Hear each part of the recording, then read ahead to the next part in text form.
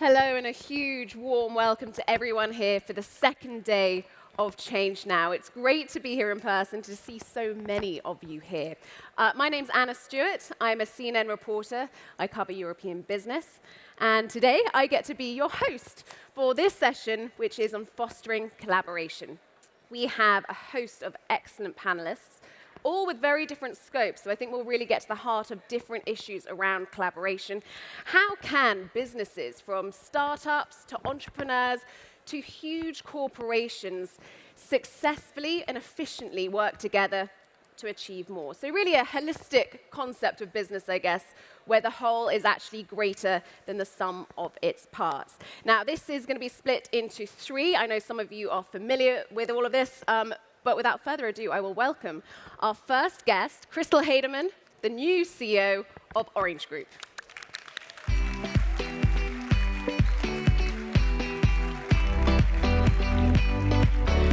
You're here. Red dress.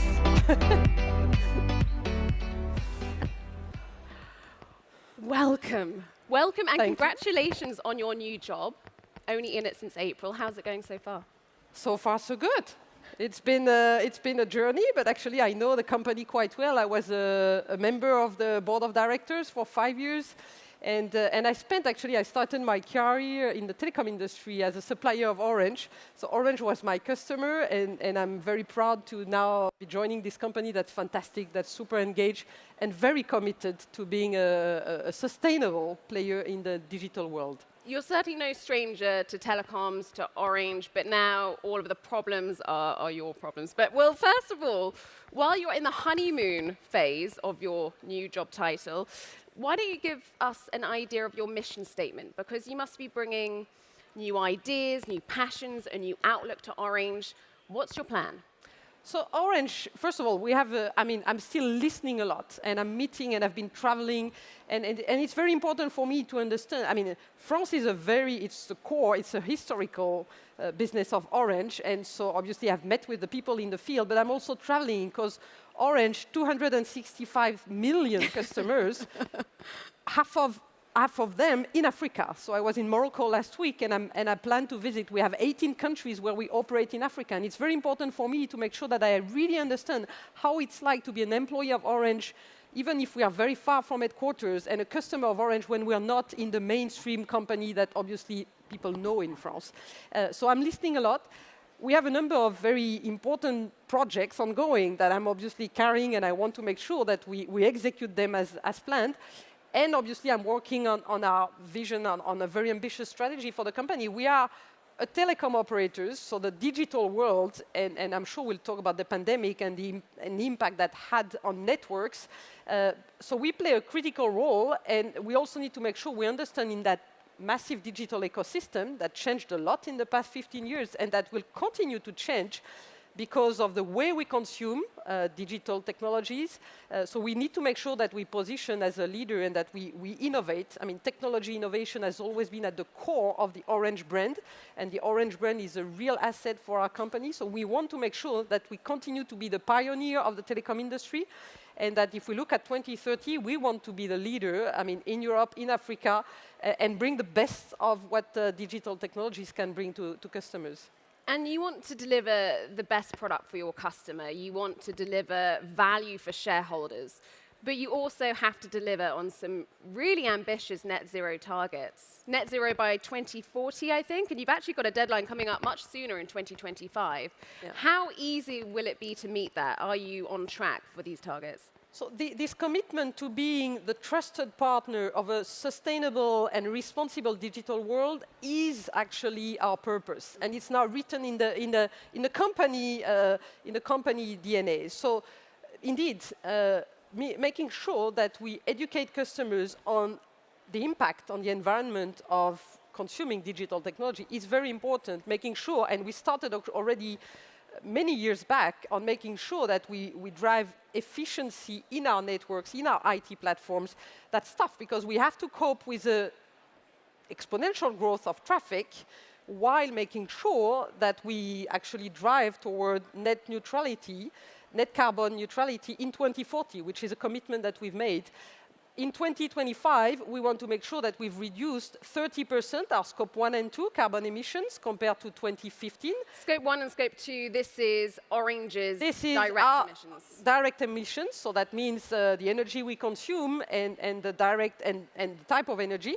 And so we're working hard on efficiency first. We're working hard on making sure that we consume renewable energy, so we can decarbonize the energy we consume.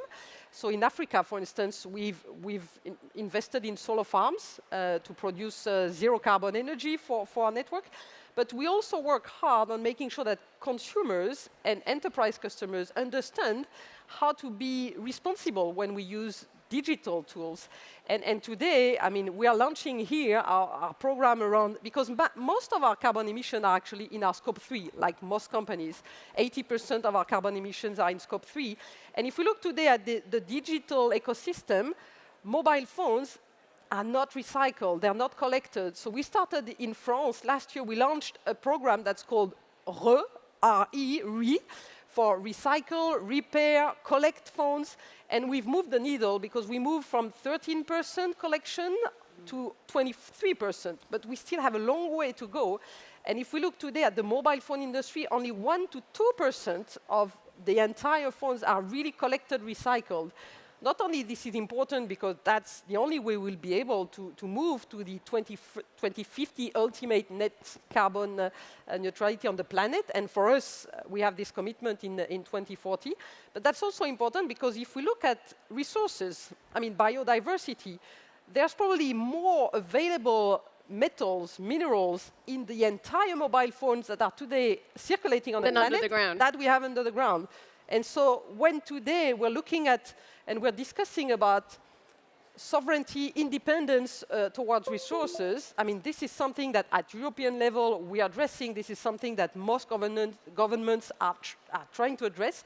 But it really requires, and coming back to the topic of this discussion, collaboration across different industries, across different players. And how challenging is that, collaborating with your rivals, essentially?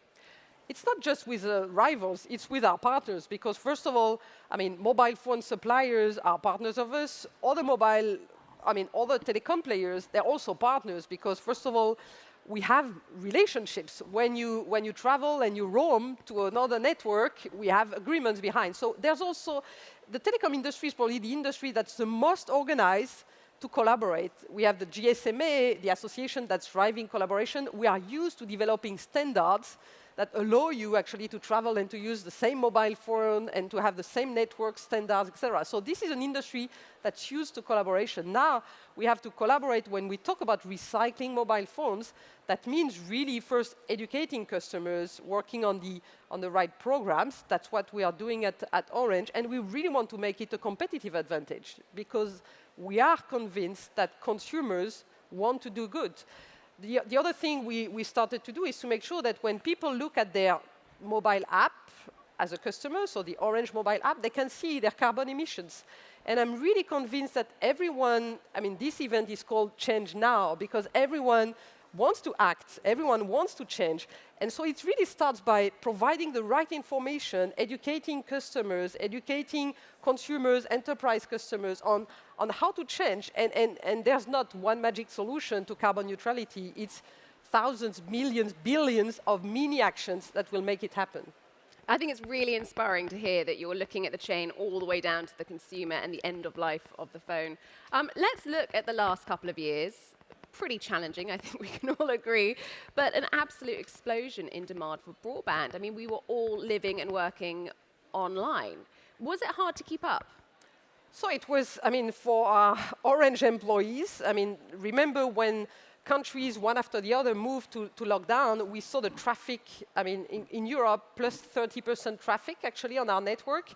We know that people working from homes were multiplied by 7, and the network resisted to that. And we supported many organizations, actually, to move to using digital technology. But thank God the network was there, because otherwise, I mean, children couldn't have followed on education. Companies needed the network to continue to operate. And you have to stay so flexible and ready as a telecoms company. And demand must keep going with virtual reality, with AR, with all of these new technologies. So we have to, I mean, we invest a lot in our networks. And actually, one of our questions for our industry is that if you look at the traffic in Europe or the traffic on our network at Orange, 55% of the traffic comes from very few players. So you would know them. You would know them. But that raises a question, because we invest billions, actually, in our network every year. Same is true for other telecom operators in Europe. Now, if we look at the value chain, and there's something that we should discuss, and I know that at EU level, this is something that's being discussed, because clearly, we invest a lot for a value that's captured by other players. Right. Let's look at the telecom space in Europe. This is not for the faint-hearted. This is a really competitive, difficult sector with a lot of consolidation. In the UK this week even, Vodafone is under a lot of pressure. It says it's seeking multiple deals. With Orange, I know, and we'll get on to your merger in Spain, but what about in France? Would you ever consider consolidation at this stage? So that's a question that I get all the time from media in France.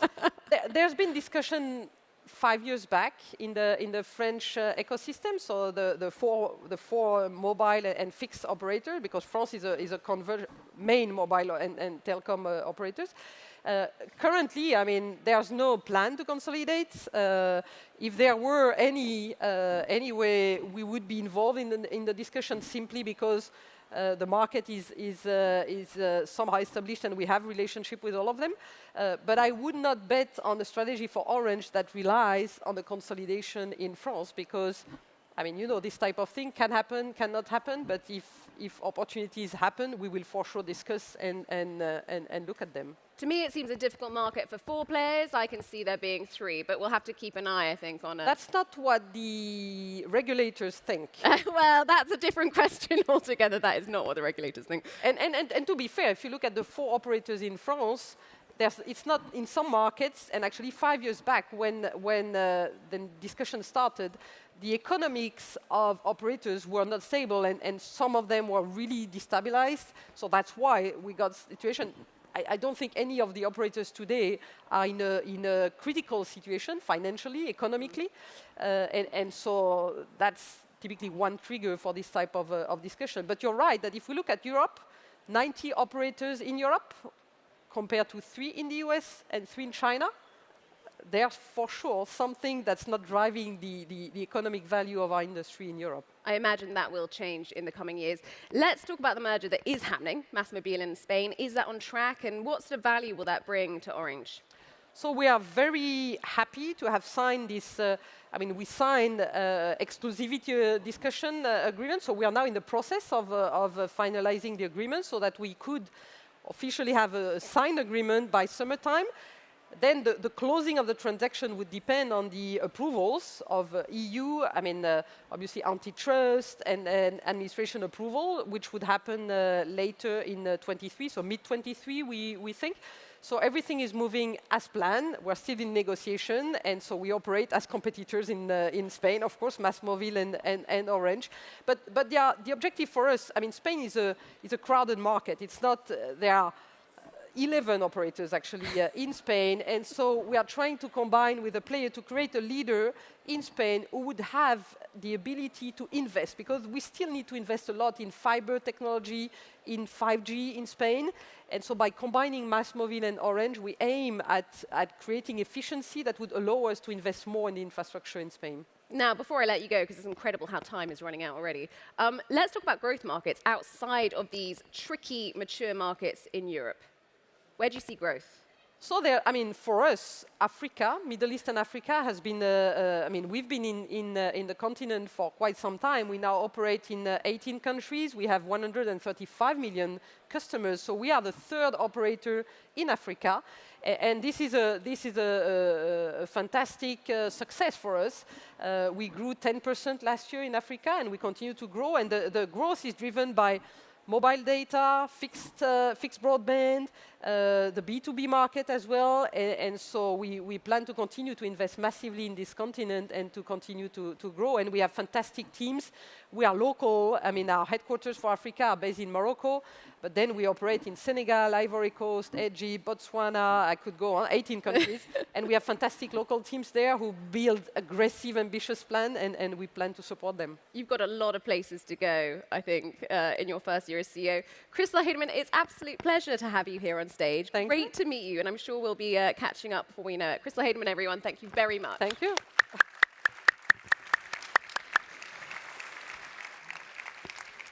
Right, well, we're going to take a quick break. I say a break, about 20 seconds, while we switch out our guests, because our next panel is on building bridges. Thank you, Christel.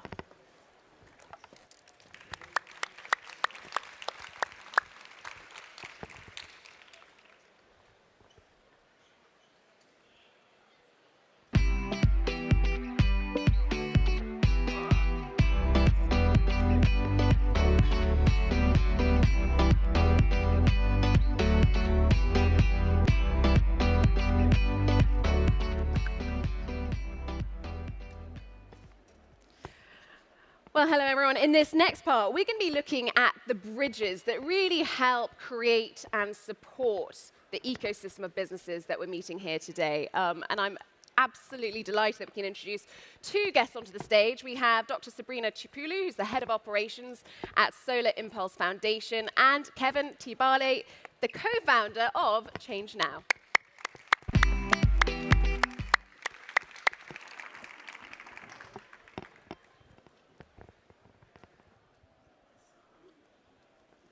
Welcome. And thank you, Kevin, for hosting us at this fabulous party. We're all having a great time. I hope that you are actually having a great time. Are you? Yes. I think it's going pretty well. Why don't we start with ChangeNOW? Give us the genesis, how it came about, and what have you achieved so far? Yeah, so, well, as you know, ChangeNOW is 5 years old now. It's a nice baby that is growing. We're in 2016, early 2017, and we're post the Paris Agreement that happened in December 2015. And at the time, we could see that there was real ambition with clear objectives on how to address the climate issue. But at the same time, there is not, at that moment, a clear roadmap on how to get there, right? And the second thing that we thought about was that there was actually a lot of solutions that were there, that existed, everywhere in the world, tackling all the global issues that we know. But all those issues, all those solutions were very isolated. They were lacking access to funding, access to media, access to talents, access to visibility. There was not a clear ecosystem built around them. And we had worked before in the tech industry, and we could draw a parallel between what happened in the Silicon Valley and the tech industry 20 years ago, when you could see there was a clear common narrative around this dream to go and build your startup from a garage and make it so big, and movies and very big events and this, mythology around, tech and how it can change the world. And we felt that if we wanted to build this new environmental and social revolution, if we wanted to meet with the Paris Agreement objectives, we had to kind of change the common narrative and to make sure that, tomorrow, the next generations of people, maybe it's not about Wall Street or going to the Silicon Valley, but it's about, they would dream of changing the world. And to do that, we wanted to really make sure that there was a strong ecosystem to support all those solutions and to bring them a place, an arena. This is what ChangeNOW is. It's a super connector that helps those solutions find all the resources that everyone has. We all have resources here, may it be influence, network, knowledge, skills. We all have the power to, help this transition happen faster. And this is what ChangeNOW is about. It's creating all those bridges and those connections during 3 days. And I think that's what we've been trying to achieve since we started. And yeah, I think that's what's happening since yesterday. And just walking around, I have to say, it's really inspiring seeing so many incredible technologies, innovators, and it is meeting in person, I think, that really helps make those connections and helps the networking. And I'm so pleased that we can all be here in person this year. It's absolutely fantastic. Sabrina, let's have a look at the Solar Impulse Foundation, because you're very well known for the first round-the-world zero-fuel flight. I don't think people forget solar planes very often. But your foundation does so much more. So tell us a little bit about it. Yeah, sure. So the flight, as you mentioned, was in 2016, they arrived. That really inspired our founder, Bertrand Piccard, into thinking that technology exists today. So that was really our proof of concept. Since then, we have been growing so much and doing so many things, also in collaboration with ChangeNOW. So the idea of the solution and the second part of our mission was really to find this clean technology. So we have launched the Solar Impulse Efficient Solution label. That is a certification that allows us to identify and find solutions and add them to our portfolio. We're going to talk about it later, probably more in detail, but very interesting. When we joined the first edition of ChangeNOW, we only had a couple of solutions attending with our label. And today, we have over 50 here. So that's quite a big improvement. Give us an example of one. Crash, ChangeNOW. Give us an example of one of these innovations that you've built through here. One of our success stories from the beginning is the solution called Lactips that use a bioplastic material based on milk that is recovered from waste. So they started as a pretty small company, and now they've been more and more successful. And they were here yesterday. And I think it's quite important how we managed to really link with the people. So we know the founder, to really bring value to this company, we need places like ChangeNOW to exchange with them and understand what they need. So I think it was a great platform for us. And in terms of other activity for the foundation, so we are really focused on this certification. Of course, we want to empower the solution that have the label. We have funding also, so we collaborate with 2 investment funds to make sure the solution have funding to progress. And we have a big role in advocacy. So we are launching several initiatives. For example, Solution for Cities is our next initiative. And our idea is really to increase the networking and opportunity to make the change. That's really exciting, really inspiring that this is happening right here, right now. All these connections are being made. Kevin, why don't you talk about the very special collaboration that we actually have here on stage, because these guys are partners. How's the partnership going? What's it achieved? Yeah, I think that, exactly as you were saying, we've been mutually growing, we've been growing together. When we started 5 years ago, the ecosystem was still very small, and the average amount of funding that startups were looking at ChangeNOW was a little bit north of 200,000 euros per company. 2020 it was about 1.5 million. This year they're looking in average for more than 6 million euros. It's a real sign that the ecosystem is maturing. And I think that we have helped each other achieve that by, you brought a lot of great solutions at ChangeNOW. The first year you helped us identify a lot of stakeholders we didn't know abroad. And we, I think, also helped you identify new stakeholders that got labelized right after by the foundation. And I think it's been working very well for each other, also for the reason that we share the same vision. I think the messages that Bertrand Piccard just shared earlier today are the same that the messages we're sharing. The solutions are here. It's like medicine that people need to see. It's like, he exactly said that before. It's like having an antibiotic that no one is taking, and you're doing exactly the same work as we are, and I think that's how this collaboration is fruitful for us. It's we share the same vision. It's like being on the same team with different roles. I like that, the same team but with different goals. And let's have a look at, so with the partnership, what's the best thing that's happened now for solar, would you say? What's been the greatest achievement just from the ChangeNOW partnership? Is it just meeting people, the introductions? Of course, giving the possibility to our innovator to come and showcase their work is pretty excellent. But as he explained, it's also a platform for us to find new solutions. So we have our outreach team out there that is going around and speaking to other solutions that today don't have our label, but tomorrow they could. So actually, we look forward to every year bringing more and more solutions that have the Solar Impulse label. So hopefully in a few years, all the solutions at ChangeNOW will actually be labeled by the Solar Impulse. So it's really the platform to learn more, to do our scouting activity, to find more solutions, and to connect them. So we had yesterday a networking event with all the label solutions, as well as the expert, because our certification rely on external collaboration with individual experts that evaluate the submission. And this is a great event for them to meet, to also meet the solution, because being the evaluator is very interesting for them. But I think they really want that second part to really see the solution in person. So I think it's the event that the expert also get to see the solution and to exchange with the team and other like-minded people. So it's really about the people. And to really feel a part of something so inspiring, I think. Is it getting harder to find new solutions? Because I imagine year one, you're like, oh, this is great, this is great. Is it getting harder? Are you running out?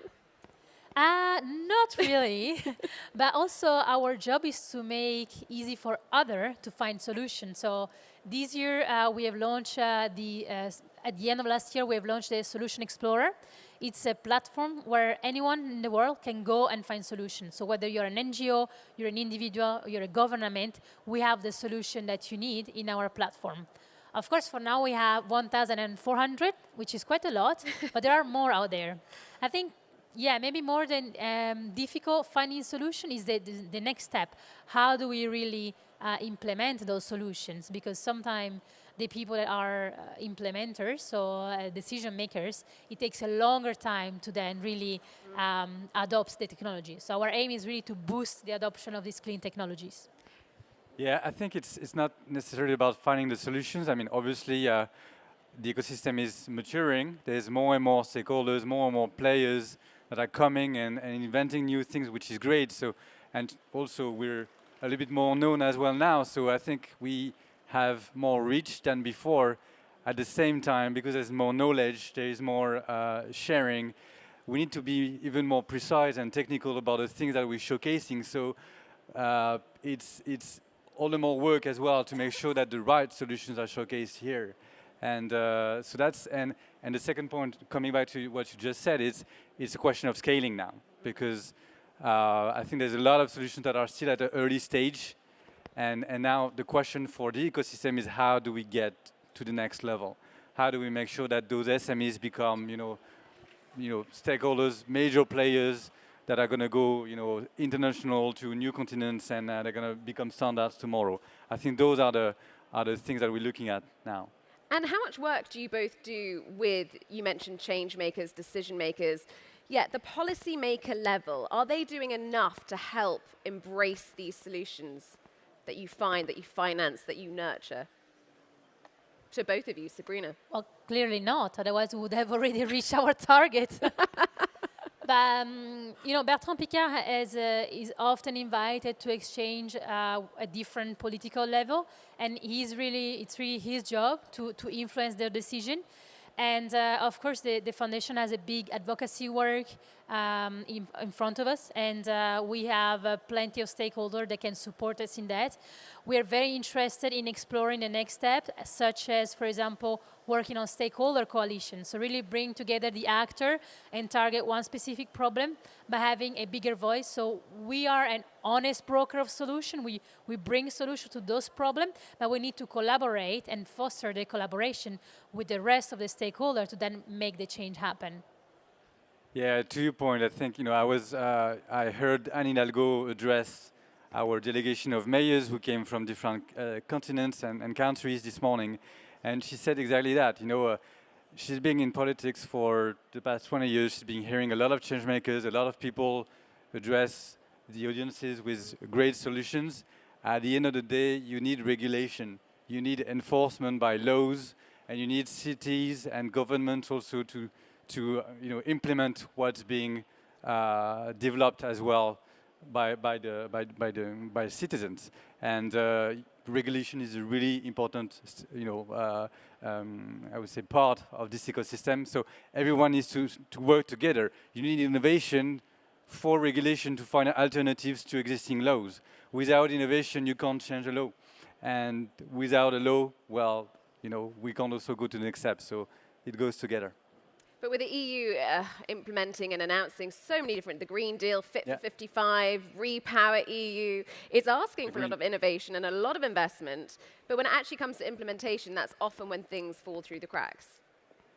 Yeah, I mean, it takes some time, but I think we'll get there. And I think that what the EU is doing with the EU taxonomy, the EU Green Deal, I think we're going in the right direction. I think there's, I think this is gonna, it's gonna create more than 800 billion of value creation in the EU by 2030. There's a lot of prospect for growth. Just if you take circular economy, it's 700,000 jobs that are going to be created by 2030.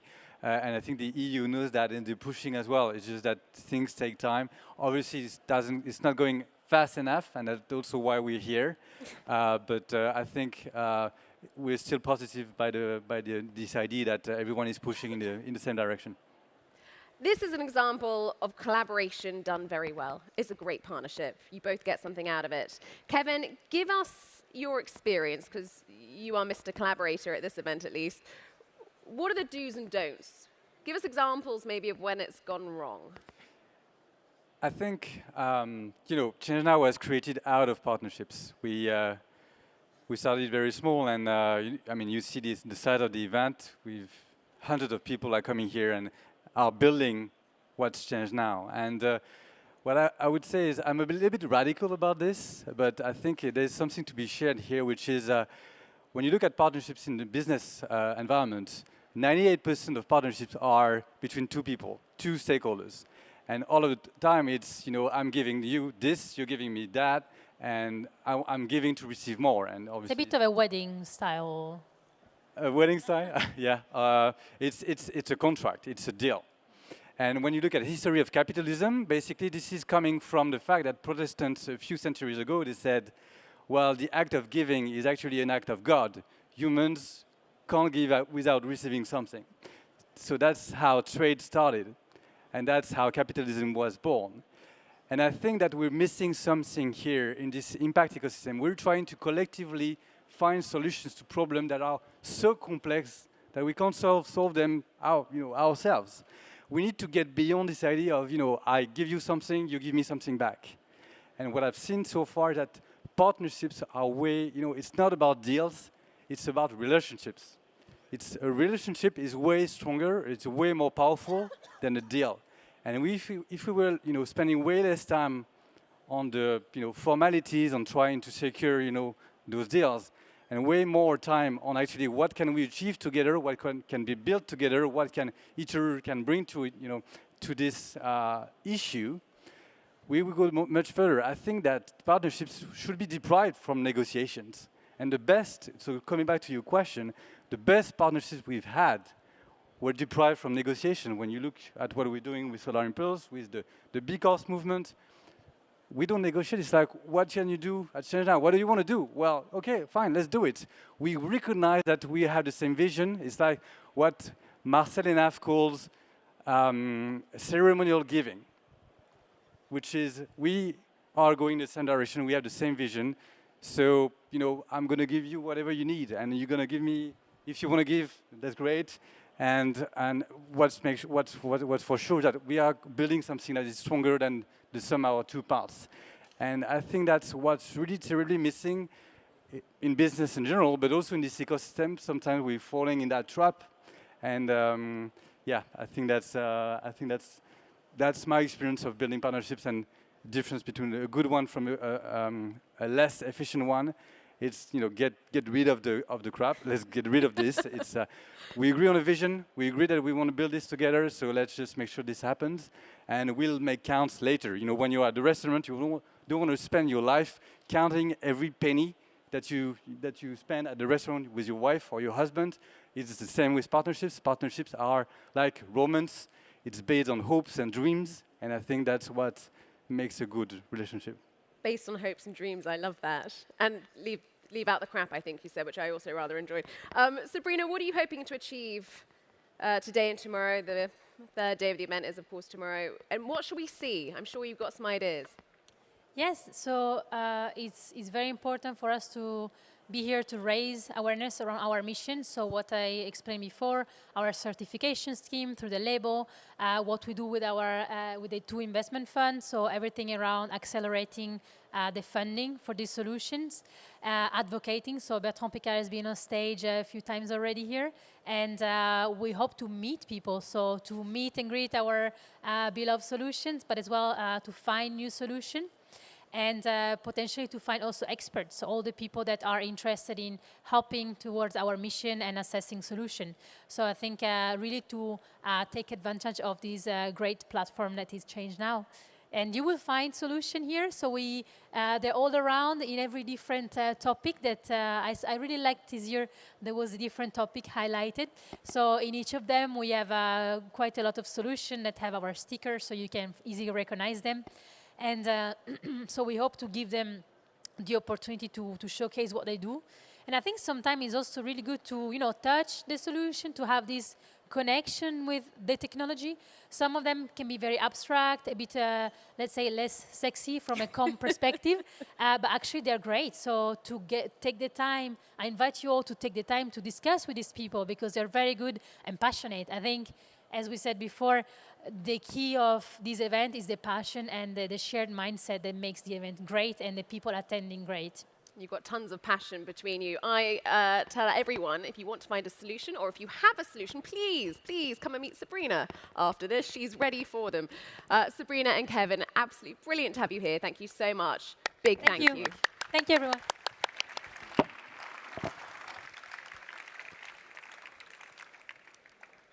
Right, and now to our final part already, and we're going to be looking a lot to do with collaboration and innovation. So how to collaborate in innovative ways, but also how to collaborate to achieve innovation. And we have 3 fabulous panelists who all have very different scopes and will bring a lot, I think, to this panel. Let's get them on stage. We have Saeed, Amidi, the founder and CEO of Plug and Play. We have Valerie Keller, the co-founder and chair of Imagine, and Cyril Garcia, the CEO of Capgemini Event.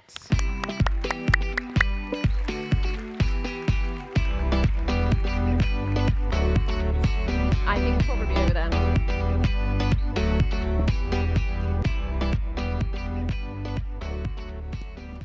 Hello, hello. I've been very excited about this panel. We were having a great time before the panel in the breakout room.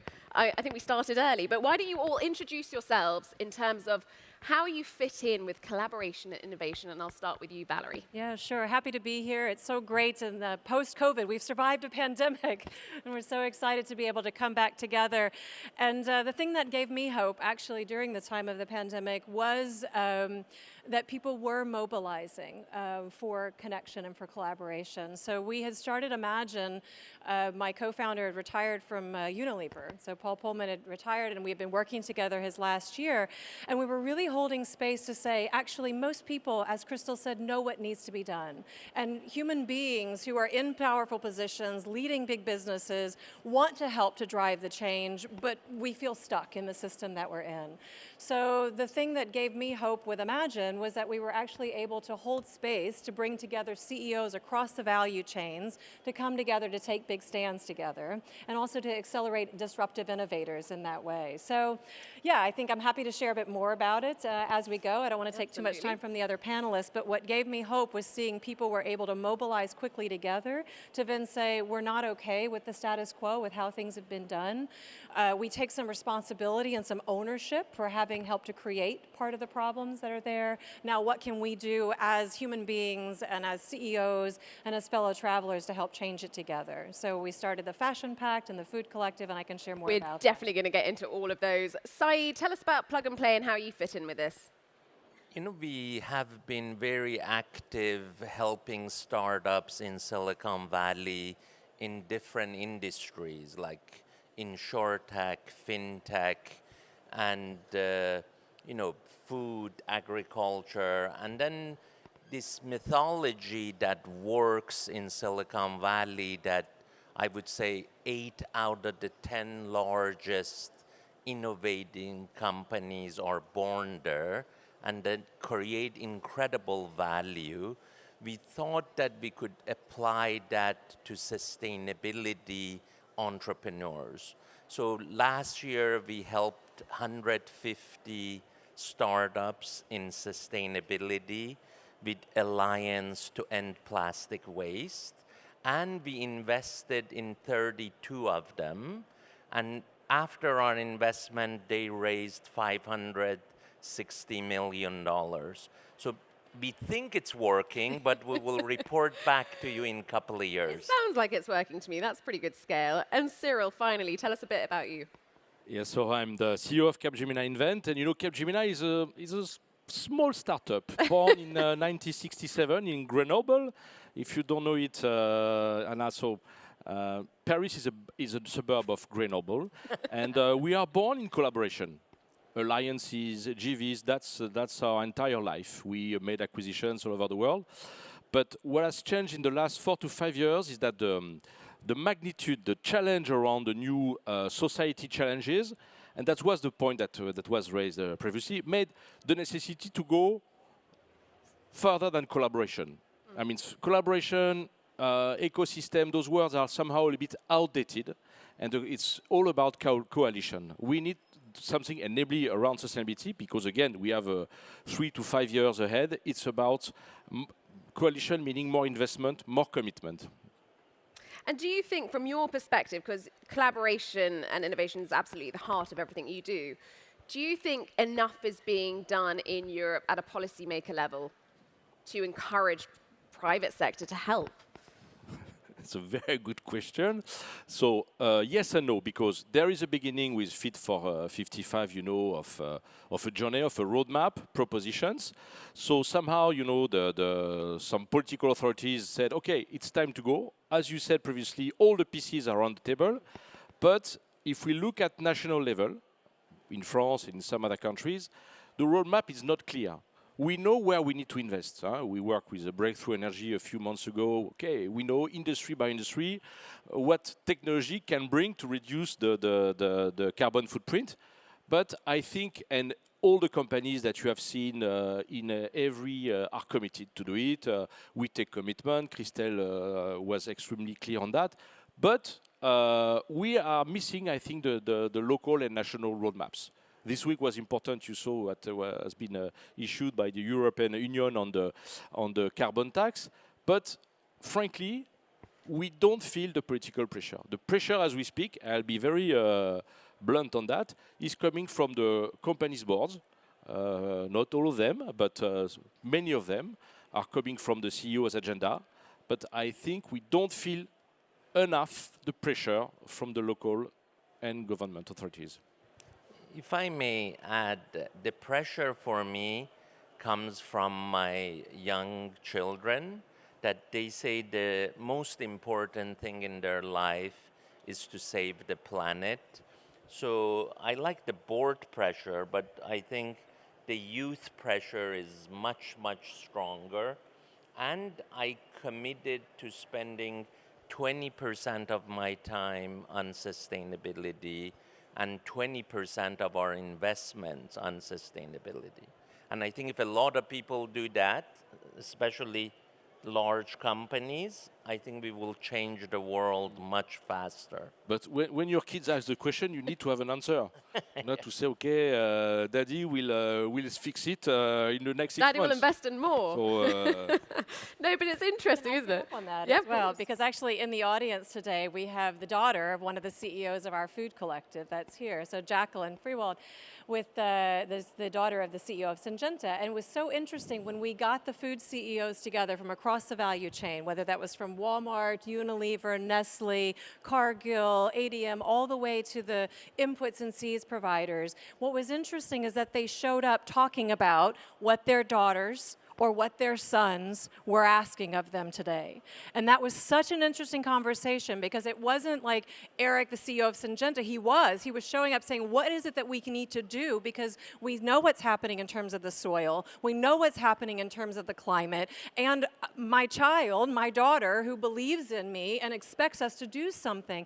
And because they showed up exactly as you're saying, as fathers and a couple of mothers, right, in that space of high purpose, high passion, and high power to be able to work together to change it. Exactly as you were saying, it's not just about making big pacts. And when we launched the Fashion Pact, it was great to have a race to the top and started with 30 and got to 60 CEOs. But when we started with the Food Collective, we said, let's actually create a small community, a tribe of people who could connect to each other as human beings and to say, okay, we're going to work together because we have the passion, we have the purpose, and together we have the ability to change the rules of the game.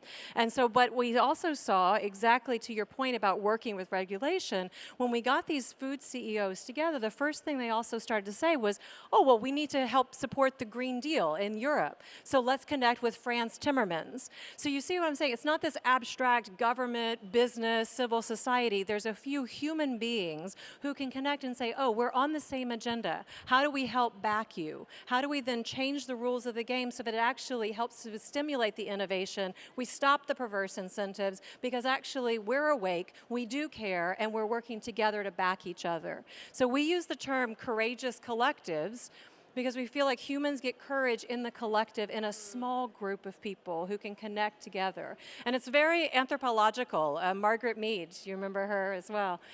She said, never doubt that a small group of humans can change the world. Indeed, it's the only thing that ever has. And I think for us, when we've taken that perspective, it's saying, who are the people who are in these powerful positions in business, but who aren't just in business? They're actually saying, how can I put my business and what the power that I have and the reach that I have in service of the innovations that we know are needed and help to change the rules of the game? Partnering with governments, civil society, France in the EU, leveraging the Brussels effect, which we know if you can target regulation in Brussels, it can affect the rest of the world. And then also, we have the technologies and the innovations. We know what needs to be done. How do we then just find those partners and in small groups be able to say, how do we back you with our relationship capital, with our financial capital to help accelerate those solutions? It is imminently doable and people are doing it together. And it's all about transformational leadership. And I think we saw that actually with the CEO of Orange, who's really taking the reins of that company and lots of passion to go forwards with it. Saeed, I was going to speak to you a little bit about some of your startup investments, particularly, of course, in sustainability.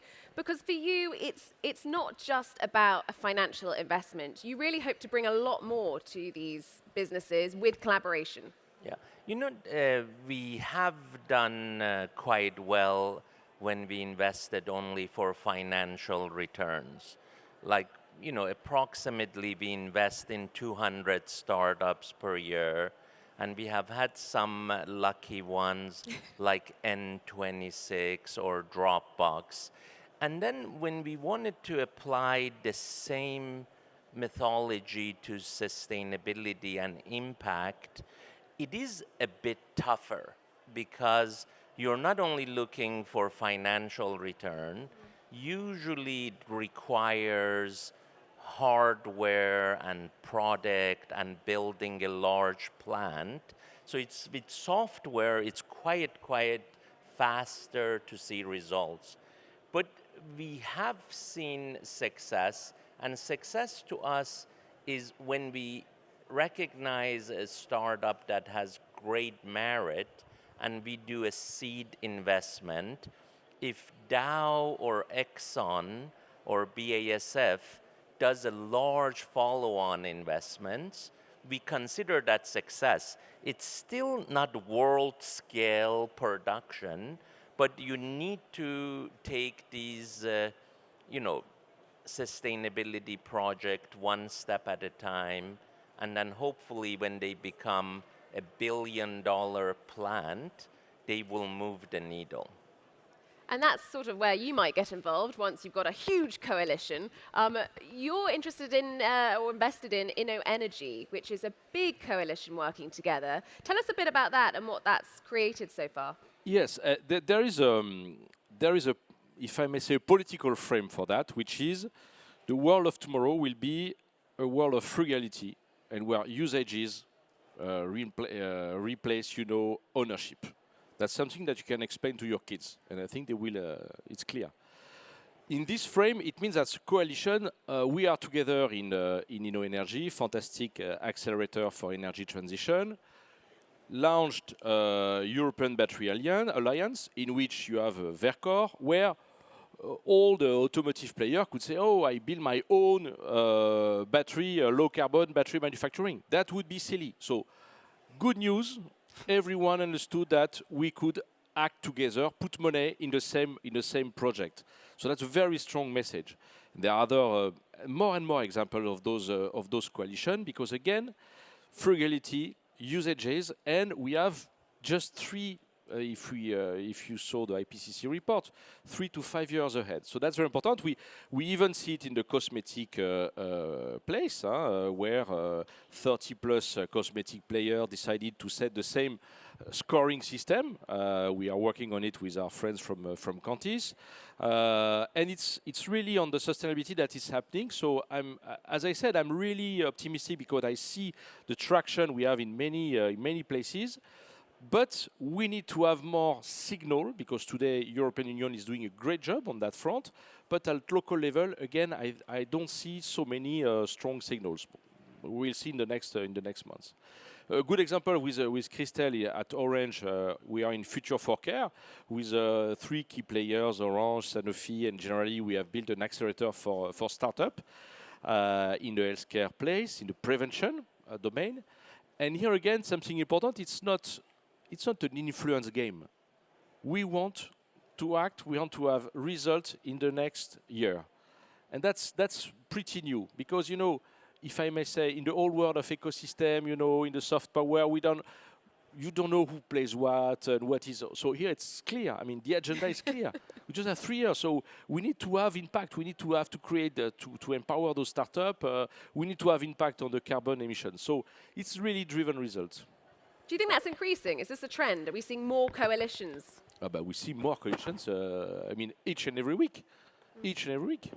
I think people have coalition fatigue, honestly, right? No, seriously. I mean, and this was also one of the things that when we were starting the Food Collective, people were saying, like, there's, you know, every day there's a new initiative, there's a new thing that I can sign up on. And so I think the context of this conversation and even of this convening, I think, is the right one to say, how can we have meaningful collaborations?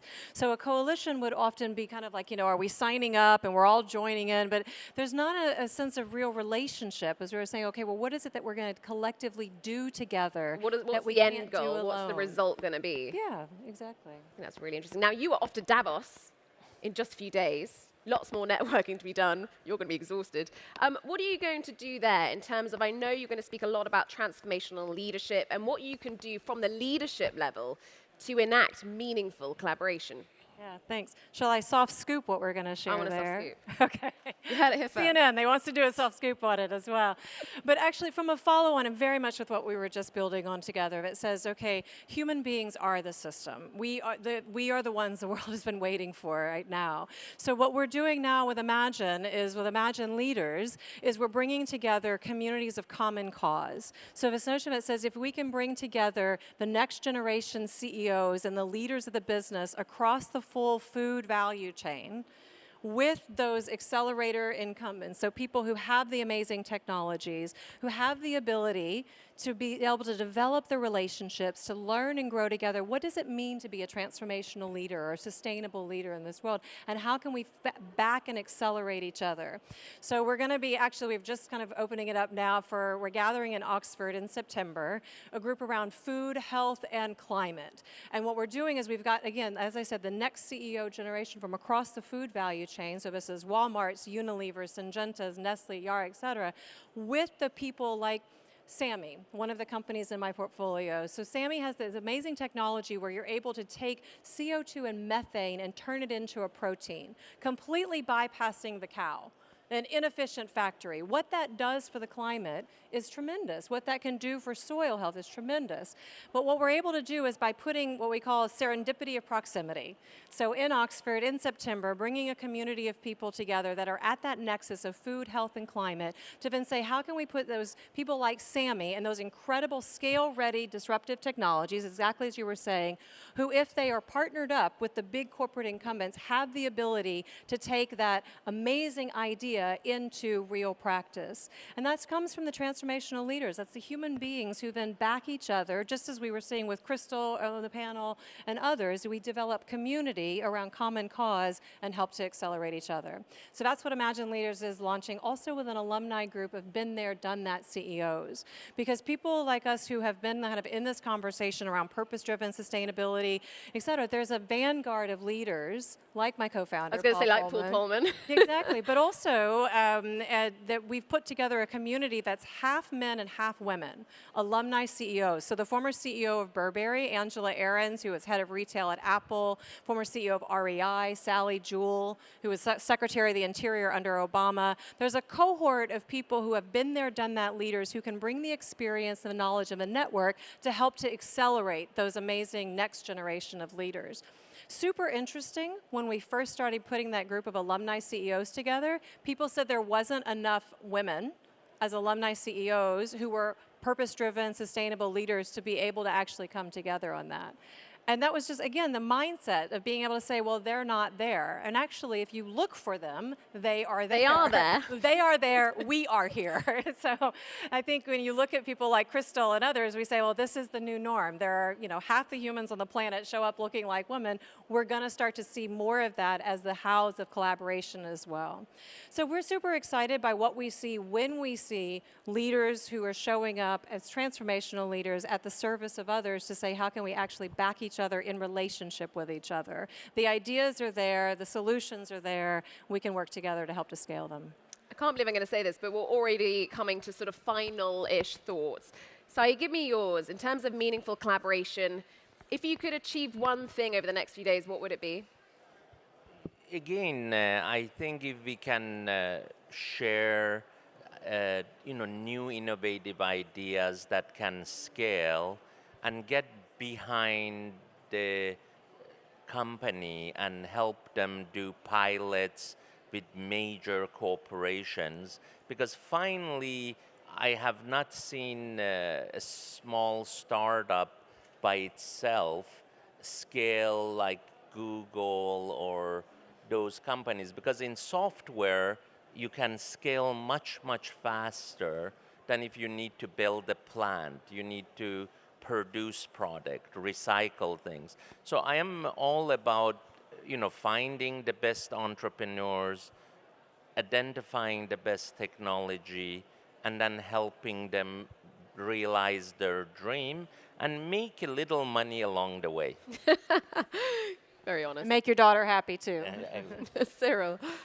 I think there's a big taboo we should not avoid, which is the question of the profitability. Because collaboration, we innovate, coalitions, great, but these are businesses. We have released in collaboration with ChangeNOW a great work on the rise of circularity. So it is definitely the future, but the profitability models are not clear, to be honest. So what are the key other criteria that we need to find and to impose? Because we know that if we continue at that level and with this doctrine in terms of capitalism, we are going to die. We are going to die. So that's important in those places that we together find what are the key indicators that we need to monitor. Because we are doing it now, if I may say a little bit intuitively, accelerating on circularity. But what are the KPIs that we need to follow? Air quality. I mean, it's about now. It's time to be creative.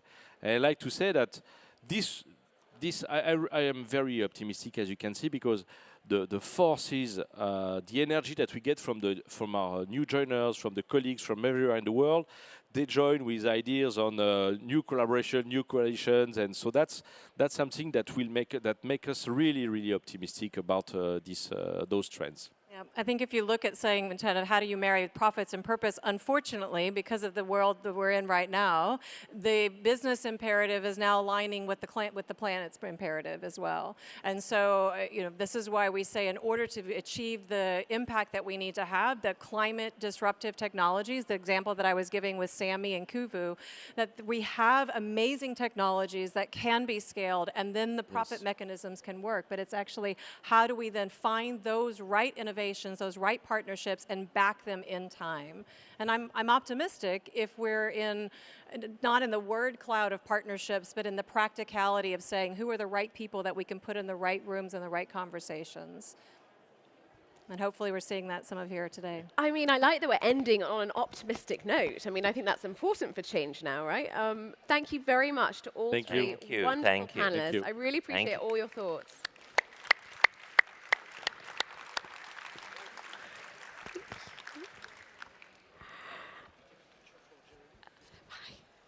And that is the end of this session on fostering collaboration. Thank you so much, everyone, for being here for this. We really appreciate you being here. Please speak to our wonderful panelists after the sessions.